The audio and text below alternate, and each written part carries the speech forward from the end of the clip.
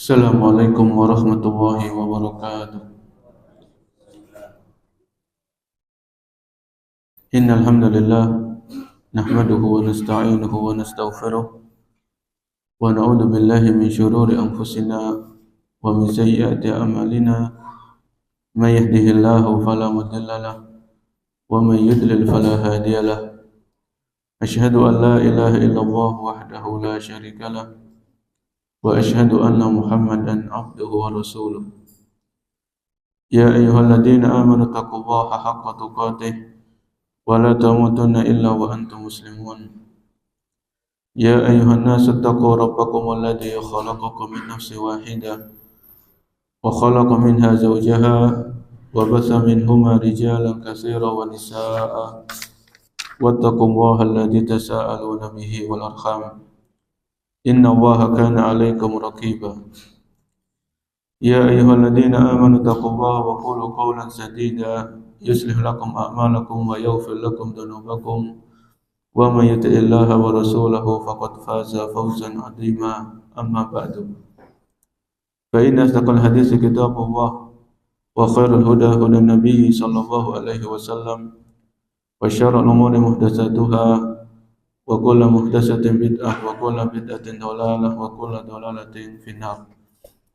Para hadirin yang dimuliakan Allah Subhanahu wa taala, alhamdulillah pada pagi hari ini kita masih diberikan taufik dan pertolongan oleh Allah untuk melaksanakan salat subuh berjamaah dan dilanjutkan dengan talabul ilmi asy-syar'i atau menuntut ilmu syar'i. Semoga Allah Subhanahu wa taala mengaruniakan kepada kita ilmu yang bermanfaat dan menjauhkan kita, melindungi kita dari ilmu yang tidak bermanfaat. Kita masih melanjutkan pembahasan dari kitab Fiqhus Sirah, yaitu pelajaran-pelajaran penting dari sejarah kehidupan Rasulullah sallallahu alaihi wasallam, yang dimana kita sampai di pembahasan tentang Fathu Mekah atau penaklukan kota Mekah. Ini sudah kita bahas di pertemuan sebelumnya, namun waktu itu belum kita bahas pelajaran-pelajaran apa yang bisa kita petik dari kejadian atau peristiwa yang dikenal dengan Fathu Mekah. Kita ulang sebentar secara ringkas. Kejadian Fathu Mekah ini tentunya terjadi ada latar belakangnya. Tidak ujuk-ujuk Nabi SAW itu membebaskan atau menaklukkan kota Mekah. Latar belakangnya ini ada kaitannya dengan perjanjian Hudaybiyah atau Sulhul Hudaybiyah. Jadi di antara poin-poin perjanjian Hudaybiyah antara kaum muslimin dengan orang-orang musyrik, di antara poinnya kalau ada di antara orang musyrik yang masuk ke masuk ikut kepada Nabi SAW, maka orang musyrik ini enggak boleh ikut campur, harus dibiarkan, direlakan. Begitu pula kalau seandainya ada seorang muslim yang ikut bergabung dengan kelompoknya kaum musyrikin, maka ini juga enggak boleh diapa-apakan, harus direlakan. Sama-sama seperti itu. Ini salah satu poin perjanjian Hudaybiyah. Ya, dan perjanjian ini masih betul diingat sama Nabi SAW dan para sahabat-sahabat beliau. Lah ketika itu ada dua kabilah, yaitu disebutkan dalam buku ini, fadakhalat Banu Bakrin fi iqdi Quraisyin wa ahdihim, wa dakhalat Khuza'ah fi iqdi Rasulillah sallallahu alaihi wasallam wa ahdi. Ada dua kabilah, yaitu Banu Bakar dan kabilah Khuza'ah. Dua kabilah ini sering terjadi peperangan. Ya, sering terjadi pertumpahan darah dan pertikaian dua kabilah ini.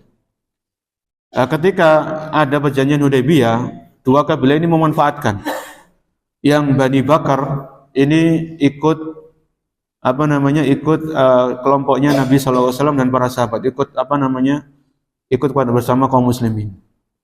Adapun yang Khuza'ah ini mereka bergabung dengan kelompoknya orang-orang kafir Quraisy. Jadi masing-masing memiliki kubu masing-masing. Ya, kubu orang beriman dengan orang-orang kafir. Walaupun sudah bergabung, dua kabilah ini tetap masih ada pertikaian. Wa kana baina Bani Bakr wa Khuza'ah khurubun wa sarat. Ya. Setelah masing-masing ini bergabung, peperangan masih terjadi. Fakta talu. Wa amaddat Quraisyun bani Bakrin bisilah wa qatala ba'dhum ma'ahum lailan fi khufyatin. Ya. Jadi Bani Bakar ini masuk Bani Bakar ini masuk ke kelompoknya kafir Quraisy. Adapun Khuza'ah ini masuk ke ikut Nabi sallallahu alaihi wasallam dan para sahabat. Jadi Bani Bakar ikut kelompoknya Quraisy dan Khuza'ah bergabung dengan Rasul sallallahu alaihi wasallam dan para sahabat.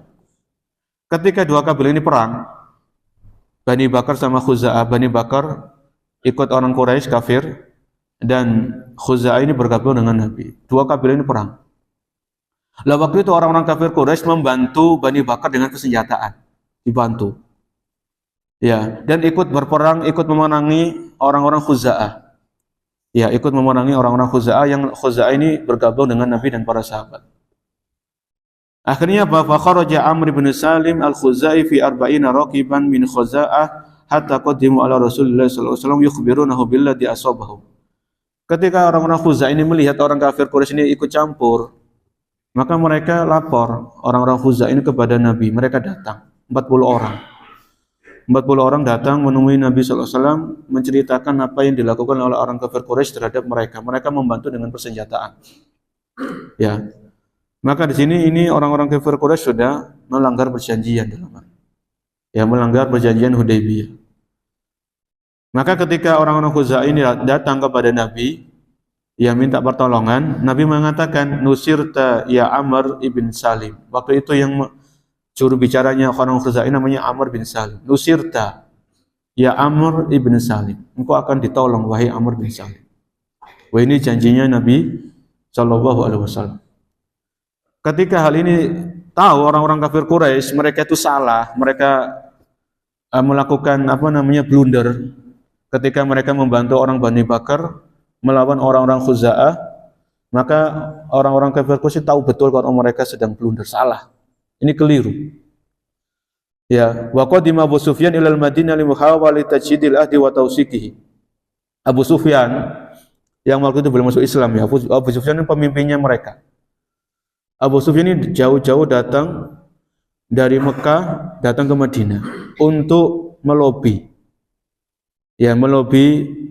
Nabi SAW dan para sahabat, maksudnya melobi Nabi jangan sampai begitu marah kirim pasukan ke Mekah. Ini Abu Sufyan sampai begitunya. Mereka tahu betul ini akan berdampak besar. Abu Sufyan ini orangnya cerdas kan begitu. Jadi ini tahu ini akibatnya akan parah ini kalau dibiarkan. Abu Sufyan langsung datang. Bayangkan ya dari Mekah ke Madinah datang. Kan Mekah Madinah kan kurang lebih 450 km lebih, hampir 500 km. Waktu itu kan jalan bukan jalan halus aspal kayak gini, jalannya yang masih ya lumayan berbukit-bukit dan sebagainya. Ya, itu Abu Sufyan sampai belani datang ke Madinah agar meredam, agar jangan sampai Nabi sallallahu alaihi wasallam itu beliau marah karena ulahnya orang kafir Quraisy yang melanggar perjanjian.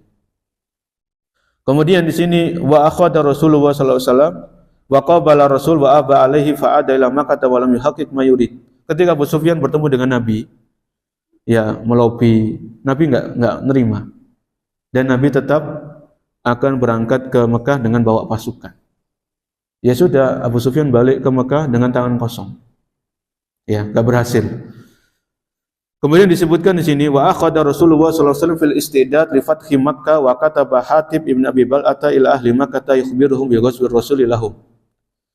Ketika Nabi sudah menyiapkan pasukan, bahkan disebutkan waktu itu beliau sudah menyiapkan 10.000 pasukan. Ya, 10.000 pasukan untuk merang atau untuk membalas dendam ulahnya orang kafir Quraisy karena mereka telah melanggar perjanjian. Ya, mereka melanggar perjanjian. Karena di antara perjanjian antara Muslim dengan kafir isi Hudaybiyah itu kan tidak ada peperangan, harus ada damai. Ya, gencatan senjata gitu ya, gencatan senjata. Jadi enggak boleh ada perang. Jadi kalau yang sudah gabung dengan orang Muslim ya sudah biarkan, yang gabung dengan orang kafir sudah biarkan, jangan diikut campuri. Lah ini kan orang kafir sudah melanggar perjanjian. Mereka membantu orang-orang Bani Bakar melawan orang Khuza'ah, yang Khuza'ah sudah bergabung dengan Nabi dan para sahabat. Ya. Maka di sini beliau berangkat membawa wa kharaja Rasulullah sallallahu alaihi wasallam minal Madinati fi asyrati alaf. Beliau membawa 10.000 pasukan. Ya. Dan waktu itu ada seorang sahabat namanya Hatib ibn Abi Balta'ah. Ya, Hatib ibn Abi Balta'ah. Ini seorang sahabat yang tinggal di Madinah. Sahabat ini khilaf ya, dalam artian beliau itu nulis surat yang dikirim ke Mekah untuk memberitahukan, karena orang ini Hatib ini radhiyallahu anhu itu punya keluarga di Mekah. Ketika diperangi Mekah ini oleh Nabi, jangan sampai keluarganya itu terluka misalnya. Ini itu saja tuh urusannya, bukan hal ada yang lain. Kemudian Allah Subhanahu wa taala memberikan wahyu kepada Nabi bahwasanya ada surat yang ditulis untuk memberitahu kepada orang-orang yang ada di Mekah. Nah, waktu itu Nabi sallallahu alaihi wasallam mengutus para sahabat. Waktu itu suratnya Hatib ini akan kita jelaskan. Suratnya Hatib ini dititipkan kepada seorang wanita untuk diantar ke Mekah. Dan Allah memberikan kabar kepada Nabi bahwasanya rencana membawa 10.000 pasukan ini bocor. Nabi mengutus beberapa sahabat untuk mengejar wanita ini. Akhirnya kena, suratnya dibawa kepada Nabi sallallahu alaihi wasallam. Ya. Dan nanti masalah sahabat namanya Hatib ini akan ada penjelasan lebih lanjut. Disebutkan di sini, walam mantaha Rasulullah sallallahu alaihi wasallam ila murid dhahrana zalafi fa amara ashabahu fa aqadu asyrata alafin narun wa lam yablugh quraisyan masirahum wa hum mutamuna laha yakhafuna min ghazwihi iyahum. Orang-orang kafir Quraisy ini masih enggak ada kabar. Ya, yang jelas Abu Sufyan ini pasti ngasih tahu ke teman-temannya kaum muslimin itu akan menyerang mereka. Cuman berapa pasukannya, kapan, ini belum ada kabar sama sekali. Ya, belum ada kabar dan informasi akan hal itu. Dan orang-orang kafir Quraisy ini sudah khawatir, sudah enggak tenang kehidupan mereka di Mekah. Ya, muhtamuna lima yakhafuna min ghazwi iyah. Mereka khawatir kaum muslimin akan menyerang mereka secara tiba-tiba. Disebutkan dalam buku ini seperti itu. Ya. Kemudian falamma ra'al askar fa'aza fara'ahum nas min harasil Rasulullah fa'adrakuhum fa'akhaduhum fa'atau bihim Rasulullah sallallahu alaihi wasallam Abu Sufyan. Ketika Rasul sallallahu alaihi wasallam dan para sahabatnya sudah mendekati kota Mekah, kan waktu itu Nabi membagi pasukan ini menjadi empat bagian. 10.000 ini jadi 4. Ya, ada yang dipimpin oleh Khalid bin Walid, ada yang dipimpin oleh Sa'ad bin Mu'ad, ada pokoknya 4 kelompok. Jadi 4 pasukan ini, 4 kelompok ini masuk kota Mekah dari berbagai macam penjuru. Ada yang dari arah ini, ada yang dari arah ini, ada yang dari arah ini, jadi dikepung kota Mekah ini. Itu strategi yang dilakukan oleh Nabi alaihi salatu wasallam. Jadi membagi pasukan. Jadi enggak kerudukan satu arah gitu aja, enggak. Tapi dibagi menjadi 4. Dari 4 kelompok pasukan ini, hampir semua itu mereka masuk kota Mekah tanpa ada perlawanan, kecuali pasukan yang dipimpin oleh Khalid bin Walid. Itu mereka ada perlawanan dari orang Mekah. Ada perlawanan. Namun alhamdulillah disebutkan Khalid bin Walid bisa mengatasi hak ringan ini dengan mudah. Bukan rintangan yang besar. Ya, beliau bisa mengatasi itu semuanya dengan mudah. Ya.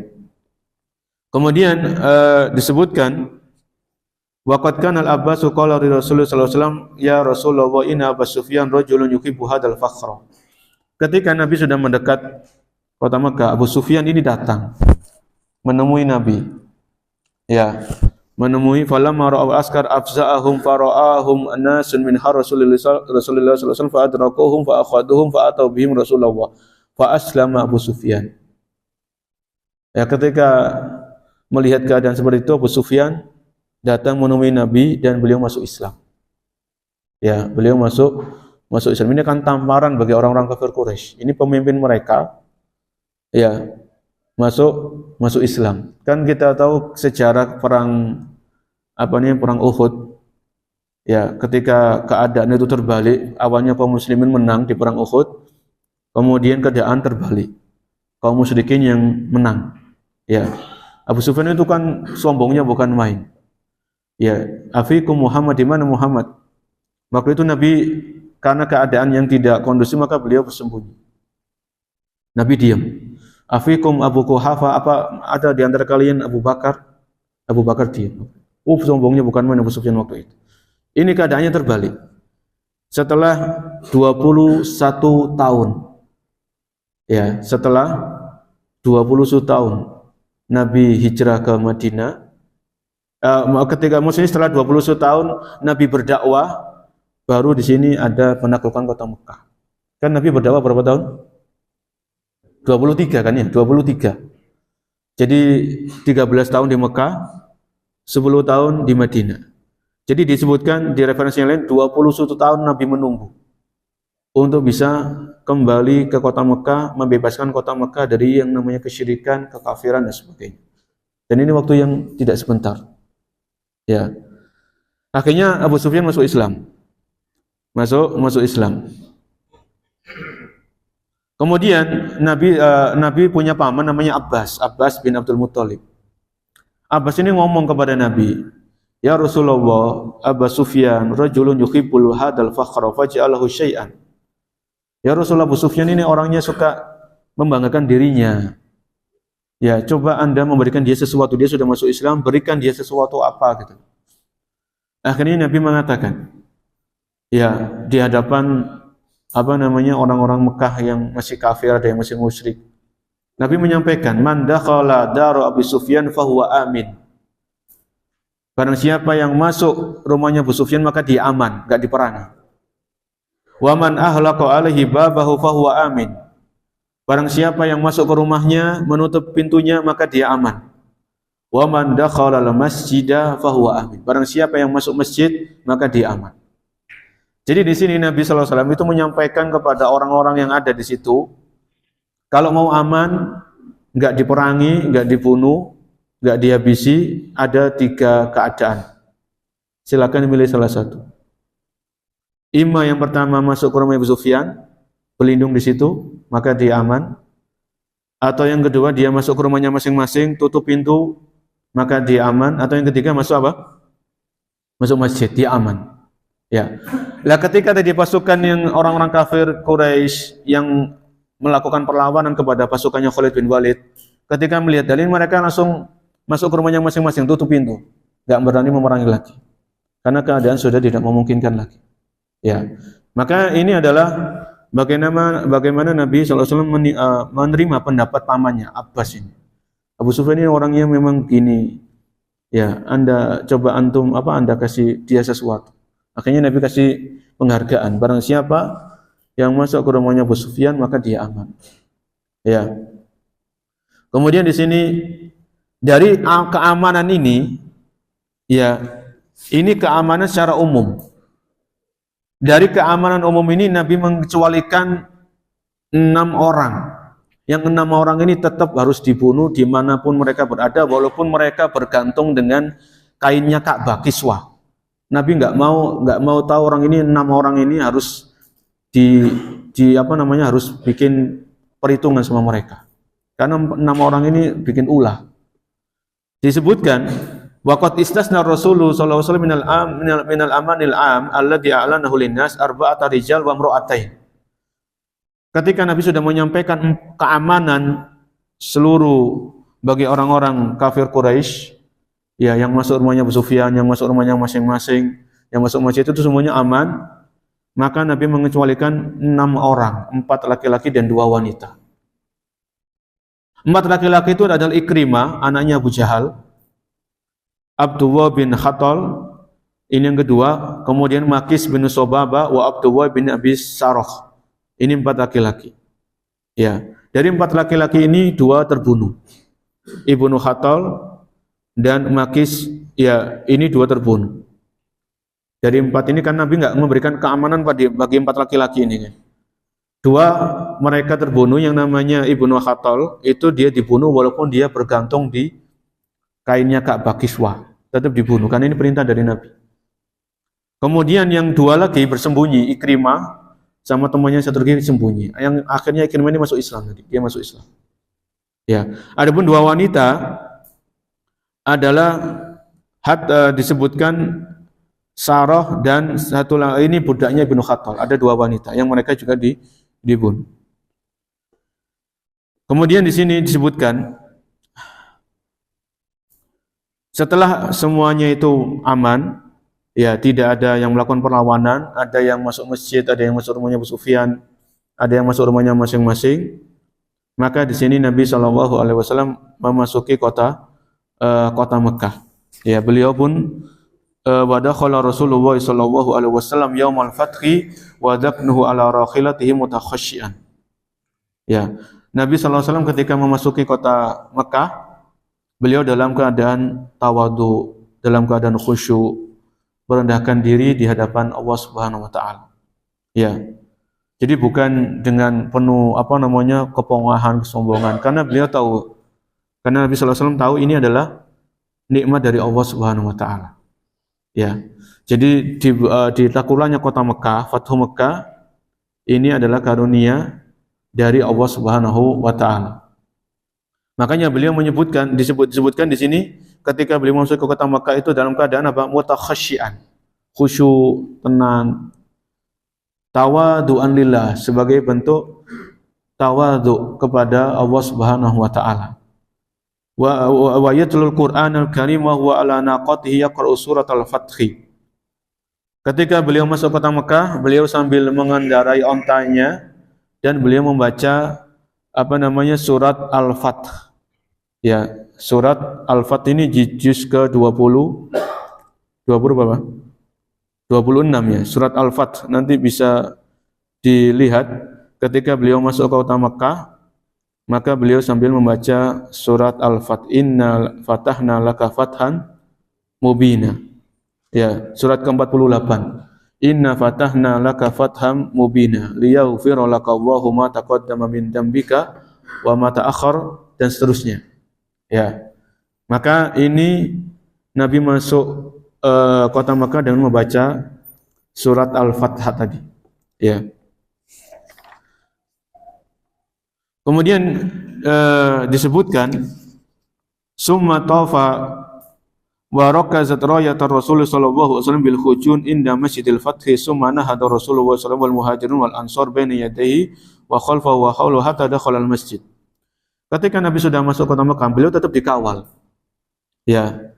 Beliau tetap dikawal, ada yang di sebelah kanan, ada yang di sebelah kiri para sahabat, ada yang di belakang beliau.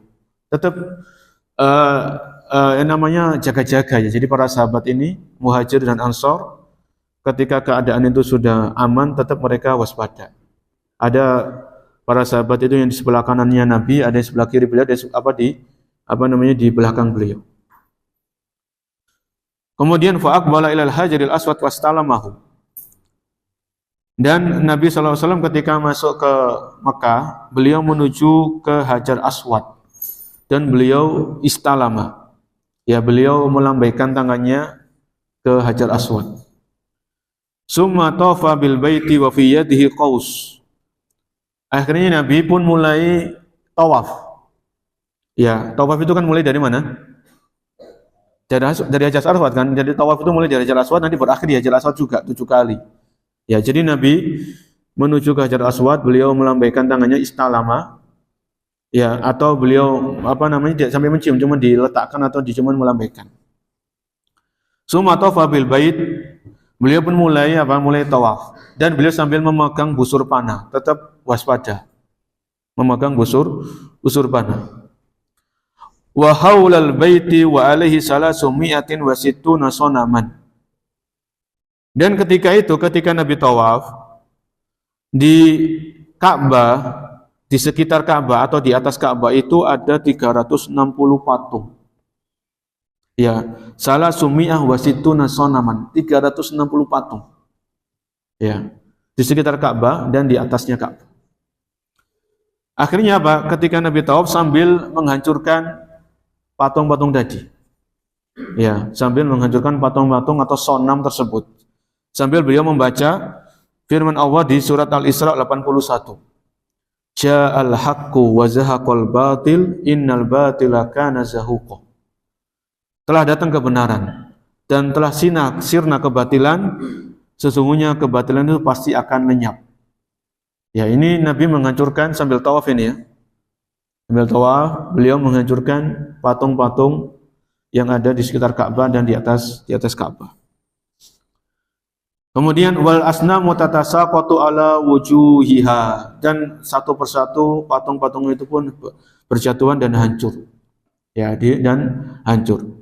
Summa tafa sallallahu alaihi wasallam bil baiti ala rakhilatihi. Kemudian Nabi pun mulai tawaf sambil beliau mengendarai ontanya. Jadi Nabi ini tawafnya enggak jalan, tapi mengendarai onta. Ya, beliau mengendarai ontanya. Summa da Utsman bin Talha fa akhadha minhu miftahal Ka'bah fa amara biha fa futihat. Kemudian Nabi setelah selesai tawaf, Nabi minta kuncinya Ka'bah kepada seorang sahabat namanya Utsman bin Talha. Dibukalah pintu Ka'bah itu dan beliau masuk. Ya, beliau masuk. Ketika beliau masuk ke Ka'bah ini, ya, wa ra'a fiha surata Ibrahim wa Ismail alaihi wassalam yastaqsimanil bil azlam. Ketika Nabi masuk ke area ke dalam Ka'bah tadi, itu beliau melihat lukisannya Nabi Ibrahim dan Nabi Ismail. Di situ ada lukisan Nabi Ibrahim dan Nabi Ismail mengundi anak panah. Ini kan suatu kekejian. Akhirnya dihancurkan oleh Nabi SAW lukisan tersebut. Ya. Summa sholat bil bait. Kemudian Nabi pun sholat di sisi Ka'bah. Summa waqafa ala Quraisy wa qad mala'atil masjidah fa khataba fihim. Setelah beliau sholat, ya, Nabi menyampaikan khutbahnya ketika penaklukan kota Mekah. Setelah saya sholat 2 rakaat, ya, selesai sholat sunat tawaf itu, maka Nabi menyampaikan, ya ma'syara Quraisy, wahai orang-orang Quraisy, inna Allaha qad adhaba ankum nakhwatal jahiliyati wa ta'adduma bil aba. Wahai orang-orang Quraisy, sesungguhnya Allah telah menghilangkan dari kalian agama nenek moyang kalian.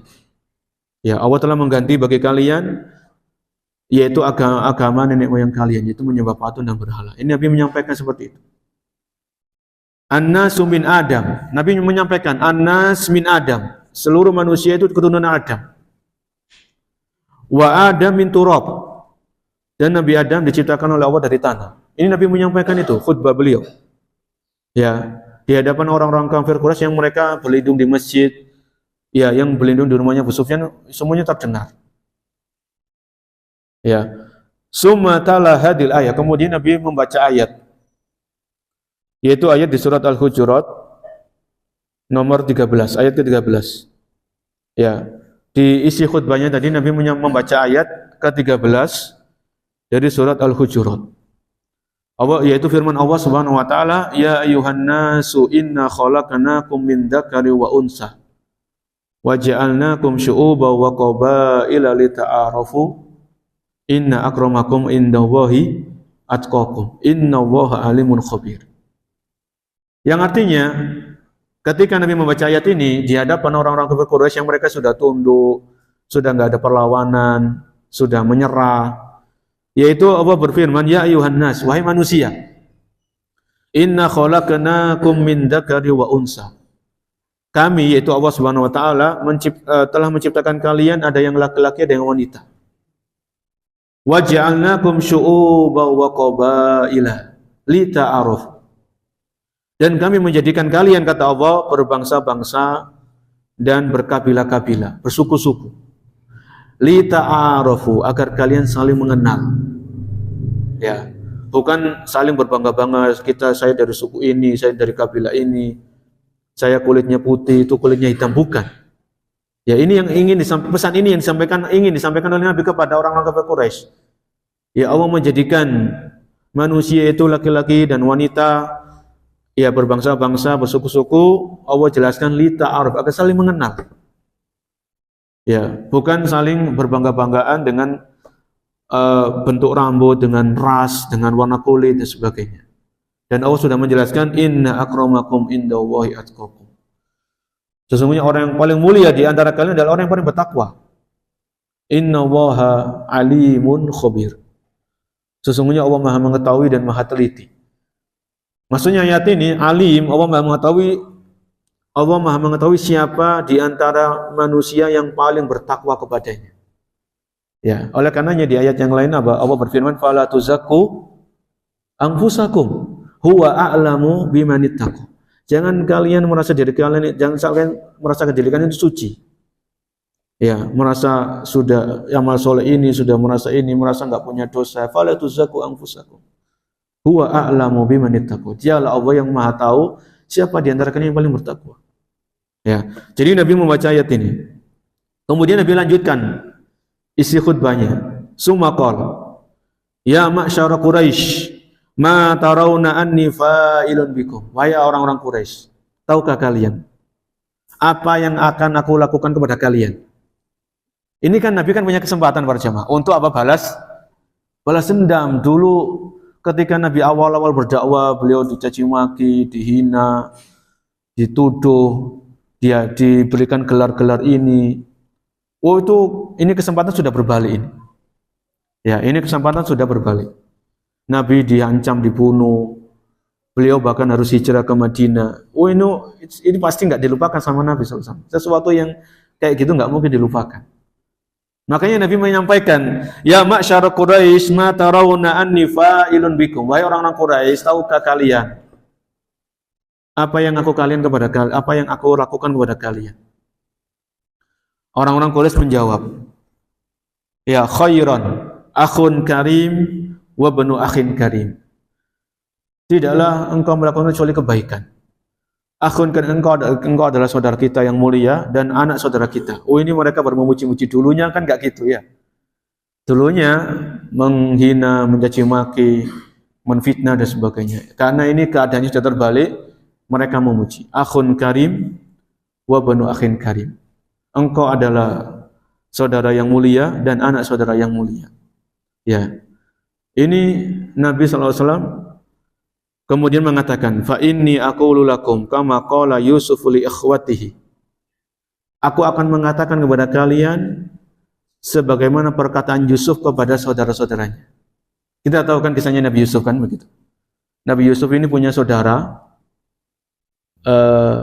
kan disebutkan 11 ya, 9 saudaranya Nabi Yusuf ini bikin ulah.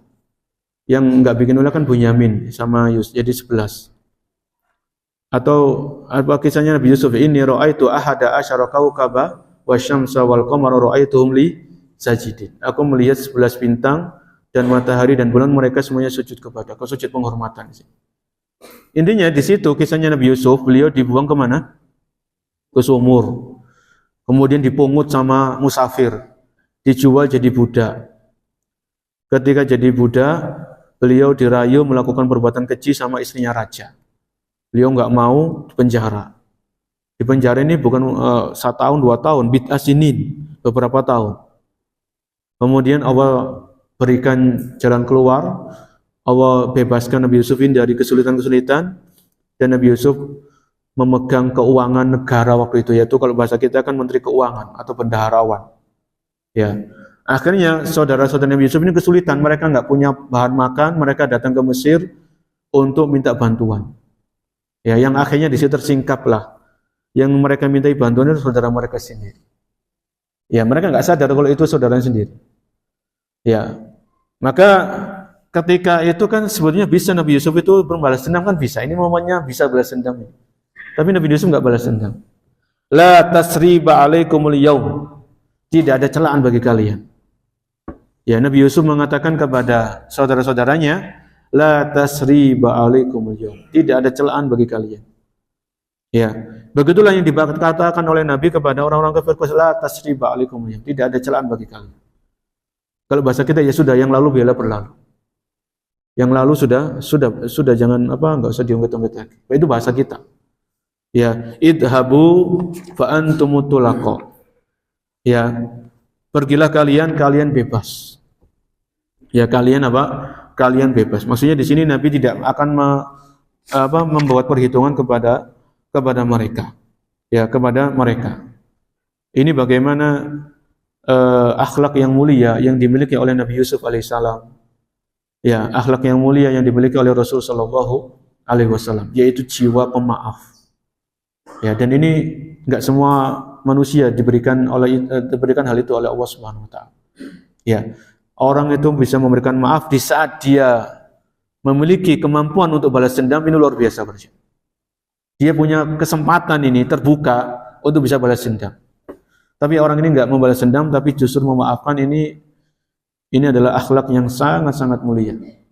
Ya, yang sudah yang berlalu sudahlah berlalu. Enggak usah diingat, memang menyakitkan. Ya, kalau Nabi Yusuf itu mengingat-ingat, itu kan menyakitkan berarti. Ya, berpindah dari satu ujian ke ujian yang lain. Ya. Tapi ya sudahlah, namanya jiwa pemaaf itu kan jiwa yang besar kan begitu. Tidak memanfaatkan momen untuk balas dendam, tapi ya sudah dimaafkan. Ya, beliau memaafkan. Kemudian di sini walamma fatahallahu Makkah ala Rasulillah sallallahu alaihi wasallam qala al-ansar fi ma bainahum. Tentang ini juga ya di surat Al-Hadid ayat yang ke-10. Surat Al-Hadid ayat yang ke-10 Allah Subhanahu wa taala sebutkan surat bukan Al-Hadid ya.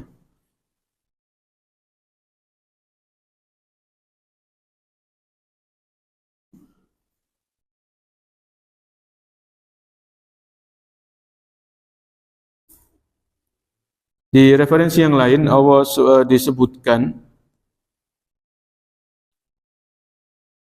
bahwasanya tidak sama ya antara orang-orang yang berinfak sebelum Fathu Mekah dengan orang-orang yang berinfak setelah Fathu Mekah. Ini ada ayatnya seperti itu. Cuman saya lupa, saya salah dalam ayat, ternyata bukan ayat itu tadi.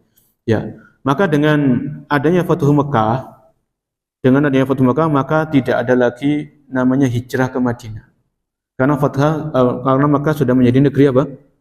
Negeri Islam, sudah diisi tauhid di situ. Maka hijrah ini tidak ada lagi ke Madinah. Maksudnya perintah atau syariat hijrah ini sudah tidak ada lagi setelah kejadian Fathu Mekah. Karena Mekah sudah menjadi milik orang-orang Islam, milik kaum muslimin. Ya, orang-orang kafir sudah tidak ada lagi di situ, mereka berharap sudah dihancurkan. Maka di sini tidak ada lagi hijrah ke Madinah. Namun syariat hijrah ini tetap ada. Dalam artian hijrah ke Mekah dari Madinah sudah enggak ada, karena Mekah sudah menjadi negeri kaum muslimin. Adapun hijrah yang secara umum ini misalnya hijrah dari negeri kafir ke negeri muslim tetap ada. Jadi misalnya ada seorang muslim, dia tinggal di negeri kafir, mungkin karena suatu pekerjaan atau lain hal. Ketika dia di negeri kafir, dia nggak bisa bebas ibadah sholat nggak bisa, pakai hijab itu dihalang-halangi. Maka orang seperti ini kalau dia mampu untuk hijrah, maka dia wajib apa? Wajib hijrah ke negeri muslim. Masalah rezeki Allah yang nanggung semuanya. Jangan dia rela menetap di negeri kafir, hanya masalah ekonomi, masalah rezeki, kemudian sholat 5 waktu saja nggak bisa. Kalau yang wanita memakai hijab syariah aja nggak bisa, buat apa hidup seperti itu? Maka tetap dia kewajiban hijrah tetap ada. Hijrah yang kayak gini yang ada. Ada hijrah dari Mekah ke Madinah sudah nggak ada karena kota Mekah sudah ditaklukkan oleh kaum muslimin. Ya. Dan tentang peristiwa Fathu Mekah ini kan Allah sebutkan di surat An-Nasr berjamaah, surat An-Nasr. Idza jaa nasrullahi wal fath. Idza jaa nasrullahi wal fath. Apabila telah datang pertolongan Allah wal fath dan kota Mekah sudah ditaklukkan. Ya, ini Allah sebutkan dalam Al-Qur'an. Wa ra'aitan nasa yadkhuluna fi dinillahi afwaja. Dan engkau melihat orang-orang itu berbondong-bondong masuk Islam. Fi dinillah. Mereka satu persatu masuk Islam. Afwaja. Ya, berkelompok-kelompok. Berbagai macam kabilah masuk Islam. Ya, apa kata Allah Subhanahu wa taala di penghujung surat ini? Fasabbih bihamdi rabbika wastaghfir. Allah Subhanahu wa taala perintahkan Nabi untuk bertasbih. Ya, fasabbih. Kemudian Allah perintahkan untuk bertahmid bihamdi rabbika. Ya, jadi ada 3 perintah di sini: tasbih, tahmid, dan istighfar. Wastaghfir. Innahu kana tawwaba. Sesungguhnya Allah Maha menerima taubat. Kalau kita perhatikan, ini kan Nabi SAW nggak sedang berbuat dosa, kan begitu ya? Beliau melakukan amal soleh, beliau menaklukkan kota Mekah bersama para sahabat, tapi di sini Allah perintahkan istighfar. Ya, perintahkan istighfar, karena kita tetap ya seorang muslim dan muslimah itu merasa ibadahnya itu masih banyak kekurangan. Jangan kita merasa ibadah kita sudah perfect, sudah sempurna, sudah 100% bagus lah, jangan. Ya. Bahkan kalau kita selesai sholat kan kita diajarkan Nabi apa? Istighfar 3 kali, astagfirullah, astagfirullah, astagfirullah, setelah salam. Ya. Maka dalam hal ini ketika Rasul alaihi salatu wassalam beliau menaklukkan kota Mekah dengan karunia, dengan nikmat dari Allah Subhanahu wa taala, maka Allah ingatkan juga tentang istighfar. Ya. Maka oleh karenanya setelah turun surat ini, di antara yang dibaca oleh Nabi ketika ruku dan sujud, subhanallah, kan ada doa ruku dan sujud kan isinya tasbih, tahmid dan apa? Istighfar. Nanti dicek lagi. Ya. Setelah turun ayat ini, surat ini, maka ketika Nabi itu sholat sunnah ataupun sholat wajib, ketika beliau ruku dan sujud itu salah satu doa yang beliau baca isinya itu apa? Tasbih, tahmid dan istighfar. Nanti bisa dicek redaksi doa ketika rukuk dan sujud. Itu ada. Ya, kembali kepada pembahasan. Jadi ini Nabi sudah menyampaikan khutbahnya di hadapan orang-orang kafir Quraisy yang telinganya enggak tulis, semuanya mendengar. Yang telinganya masih sehat pasti mendengar khutbah ini. Maka setelah beliau selesai khutbah, orang-orang Ansor ini ngobrol di antara mereka. Orang-orang Ansor. Maka mereka mengatakan satu dengan yang atarawna anna Rasulullah sallallahu alaihi wasallam idza fataha Allahu alaihi ardahu wa baladahu yuqimu fiha. Jadi orang saling berbicara, bagaimana pendapat kalian? Ketika Allah sudah membukakan bagi nabinya kota Mekah, apakah Nabi akan tinggal di kota Mekah? Ini kan masih rahasia. Orang Nasrani enggak tahu apa kedepannya gimana. Akhirnya mereka saling bertanya, ini kan kota Makkah sudah steril ini kan, sudah kembali ke pangkuan kaum muslimin. Ya. Maka orang Ansor saling bertanya, apakah kira-kira nanti kalau sudah Fathu Mekah ini Nabi apa tinggal di sini atau bagaimana? Ya, kan Nabi dilahirkan di Mekah. Ini kan tanah kelahiran beliau. Ya, beliau lahir di sana, beliau besar di Mekah. Karena faktor perintah dari Allah maka beliau harus hijrah ke Madinah. Maka ini Mekah sudah bebas ini. Sudah kembali ke tangan beliau atas izin Allah Subhanahu wa taala. Maka orang Ansor saling bertanya-tanya ini. Ya. Kemudian wa kana sallallahu alaihi wasallam yad'u ala safa rafi'an yadayhi falamma faraha min du'ai qala madza qultum. Waktu itu Nabi mendengar obrolannya orang-orang Ansor ini tadi. Ya, Nabi mendengar obrolan di antara mereka. Madza qultum, apa yang kalian ucapkan? Apa yang kalian ucapkan? Qalu, orang-orang Ansor ini merasa malu, sungkan, segan. La syai'a ya Rasulullah. Tidak ada sesuatu ya Rasul, enggak ada apa-apa gitu kan. Falam yazal bihim hatta akhbaru. Kemudian Nabi mengulang-ulang, apa yang kalian ucapkan tadi? Nabi mengulang-ulang. Apa yang kalian ucapkan tadi? Ya, sampai orang-orang Ansor mengabarkan tentang perbincangan mereka. Apakah setelah Fathu Mekah ini Nabi akan menetap di Mekah atau akan beliau tetap balik ke Madinah? Akhirnya Nabi menyampaikan, ya, ma'adallah al-mahya mahyakum wal mamatu mamatukum. Ya, kan Nabi menyampaikan, hidupku akan tetap bersama kalian dan aku mati pun mati di antara kalian. Kan Nabi kan meninggalnya di mana?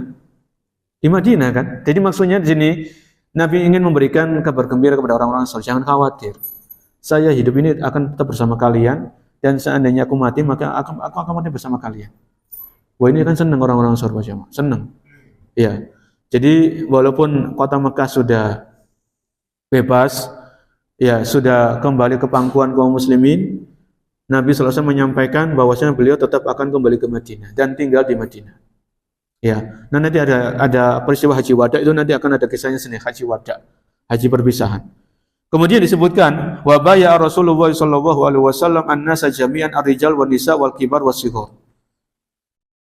Kemudian Nabi membaiat orang-orang yang masuk Islam. Ya, dari kalangan laki-laki, wanita, orang tua dan anak kecil. Wabada bimubayatir rijal ala sofa wa akhada alaihim al-bai'ata alal Islam was-sam'i wa ta'ati wa lirasulihi fi mastata'.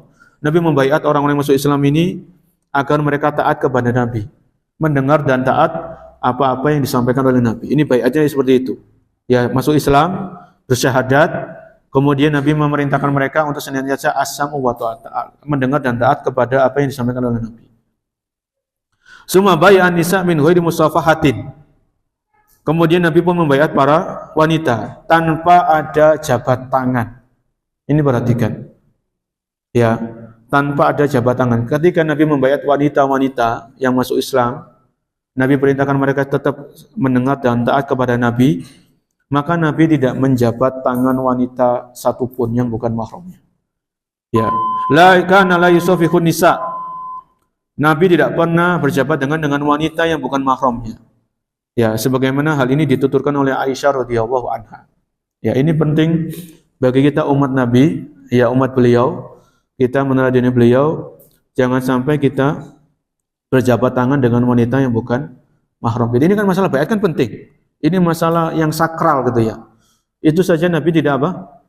Menjabat tangan wanita. Lah bagaimana dengan hancuman Idul Fitri? Kemudian kita menggampangkan jabat tangan dengan wanita yang bukan mahram, jangan. Ya, kalau ada wanita yang bukan mahram menjulurkan apa? Tangannya, ya kita gini aja kan, kita diam aja. Lama-lama mereka akan apa? Paham. Tapi kalau mereka menjulurkan tangan, kita juga menjulurkan tangannya, kapan mereka paham kan begitu? Sampai kapan gitu? Sampai kapan mereka akan tahu dan paham? Ya, ini kita meneladani siapa? Rasulullah SAW beliau nggak pernah menjabat tangan wanita satupun yang bukan mahramnya. Ya, dalam masalah baiat yang sangat penting saja beliau nggak pernah berjabat tangan dengan wanita yang bukan mahramnya. Wa aqama Rasulullah SAW bima kata bi'ata asyara yauman. Kemudian Nabi SAW itu tinggal di Mekah selama 13 hari kurang lebih sebelum beliau kembali lagi ke kota Madinah.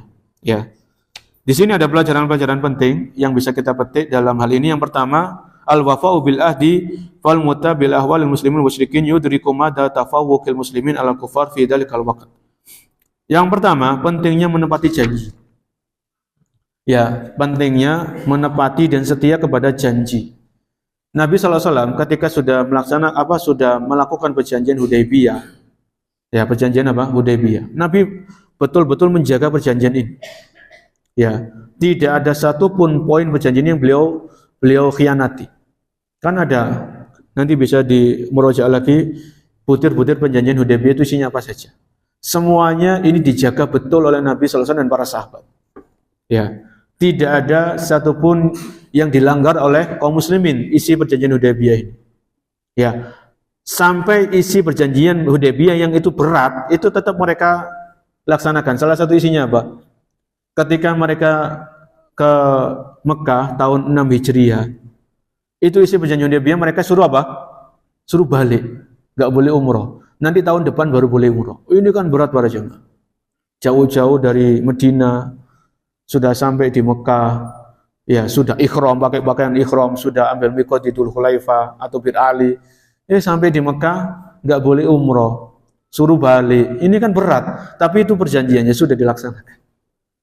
Ya, jadi orang Islam itu setia kepada apa? Perjanjian. Ya, walaupun berat ya, menepati janji itu berat, tapi itulah Islam para jemaah, mengajarkan kita untuk setia kepada janji. Jangan dikhianati perjanjian.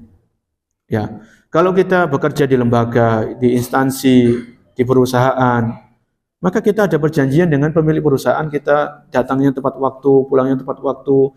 Kita profesional dalam kerja, kita amanah, itu kita laksanakan perjanjian itu. Jangan dikhianati. Ya, karena Islam mengajarkan kita untuk menepati janji. Sebagaimana yang ini sudah dicontohkan oleh Rasulullah SAW dan para sahabat beliau. Ya. Kemudian pelajaran yang kedua dari Fathu Mekah ini, penaklukan kota Mekah, tanda-tanda kenabian yang dimiliki oleh Rasulullah SAW. Ketika peristiwa penaklukan kota Mekah ini, Nabi mengutus 10.000, ini bocor. bocor di tangan Hatib bin Abi Balta'ah. Beliau menulis surat, disuruh wanita untuk pergi ngirim surat, dan ini Allah batalkan dengan menyampaikan wahyu. Ini menunjukkan tanda-tanda kenabian dari Rasul Shallallahu Alaihi Wasallam. Kemudian pelajaran yang berikutnya atau yang ketiga, ini saya ringkas ya. Fi qissati Hatib radhiyallahu bayanu limakanati ahli Badri radhiyallahu anhum ajma'in wa rifati manzilatin wa adim sabiqatin fi nusratil Islam. Di sini Nabi SAW tidak memberikan hukuman kepada Hatib bin Abi Balta'ah. Ya, Nabi SAW tidak memberikan hukuman kepada Hatib ibni Abi Balta'ah. Yang dimana Hatib ini apa? Beliau nulis apa?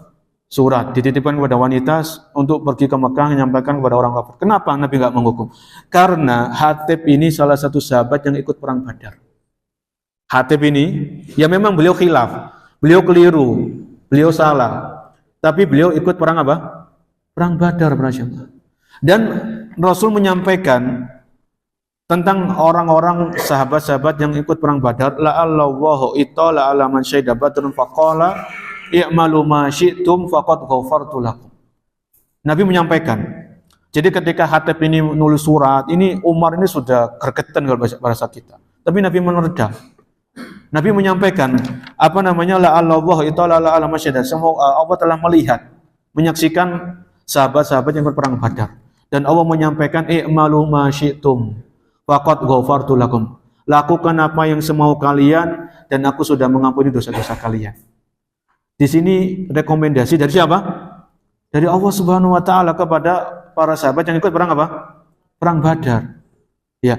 Jadi para sahabat yang ikut perang Badar bukan berarti mereka maksum dari dosa, tetap mereka berbuat dosa, tapi dosa mereka sudah diampuni oleh Allah Subhanahu wa taala. Dan ini jaminan orang-orang yang ikut perang Badar enggak akan murtad, enggak akan berpindah agama, enggak akan pindah dari Islam.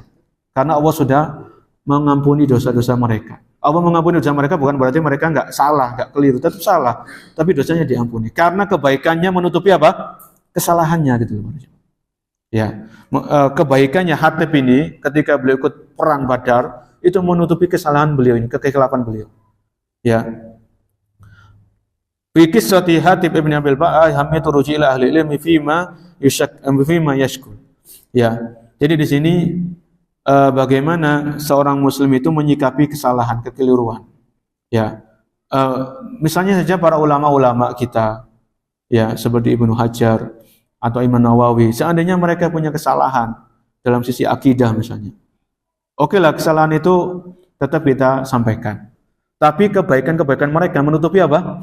Kesalahan, kekeliruannya ini kan jangan dibesar-besarin. Mereka ini ulama punya jasa. Ya, tetap ini kekeliruan beliau misalnya Ibnu Hajar begini, akidahnya begini. Tapi beliau punya kebaikan-kebaikan. Ya, tetap disampaikan keliruannya. Sebagaimana ini yang dialami oleh seorang sahabat namanya Hatib bin Abi Balta'ah radhiyallahu anhu. Kemudian di sini ada juga pelajaran-pelajaran yang lain.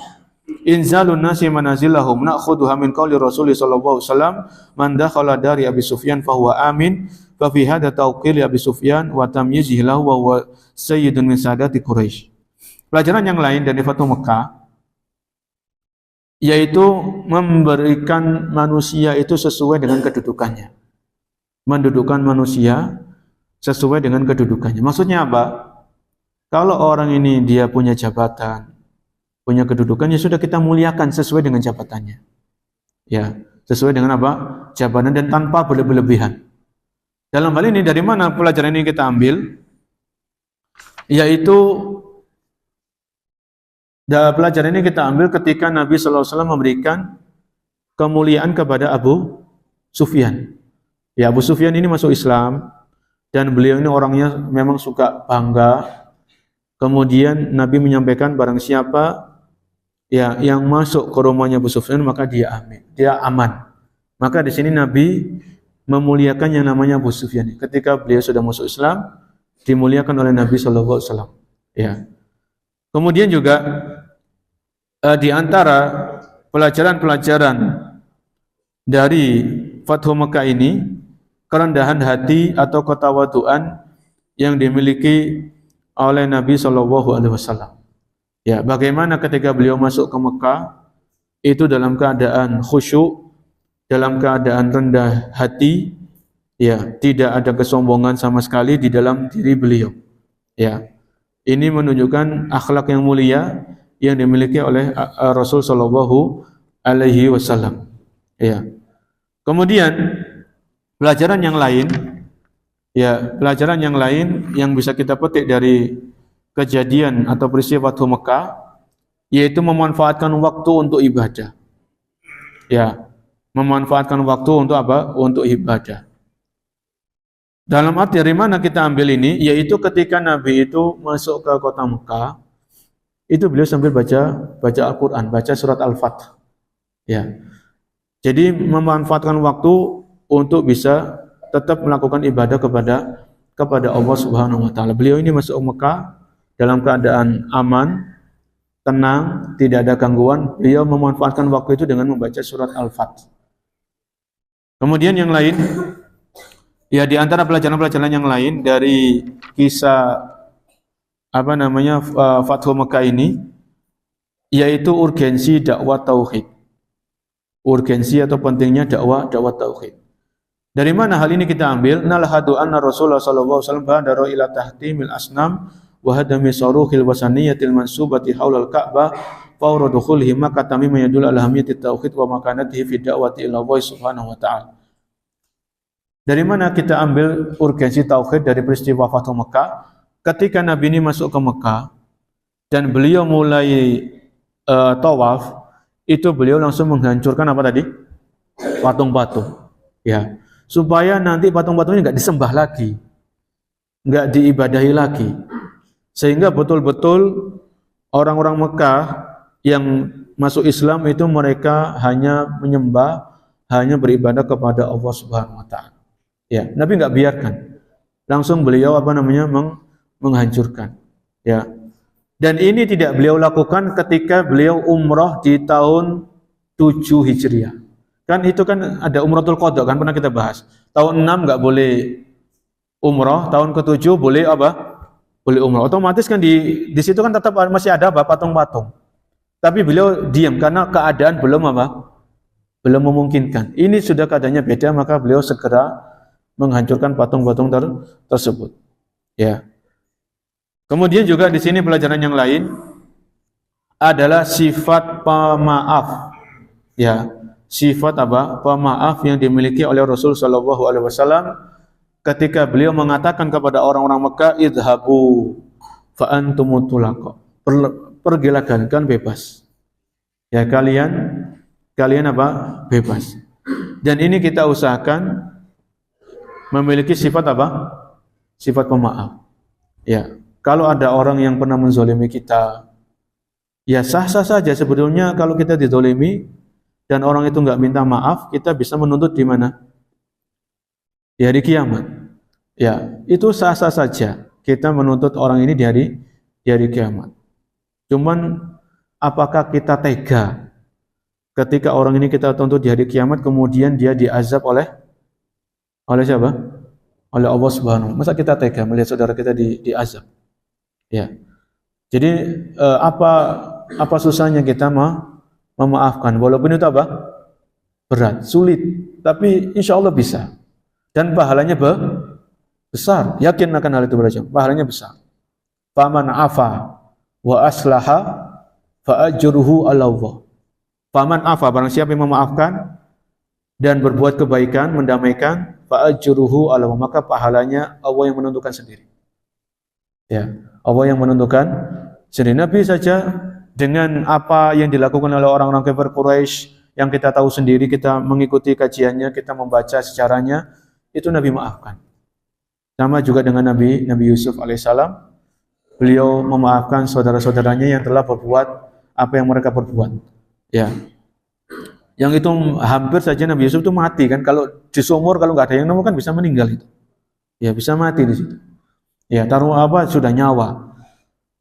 Kemudian pelajaran yang lain adalah yang terakhir di sini, yaitu kana min abrazinata jihad al-fatih an akhadha qabailul arab abadar ila al-islam li'annahum kanu yantadiruna natijat as-sira bainal muslimin wa Quraisy fa fi sahih Bukhari min hadis Amr bin Salamah wa kana yamur bin Rukban wa nasalu linnas ma hadzal rajul.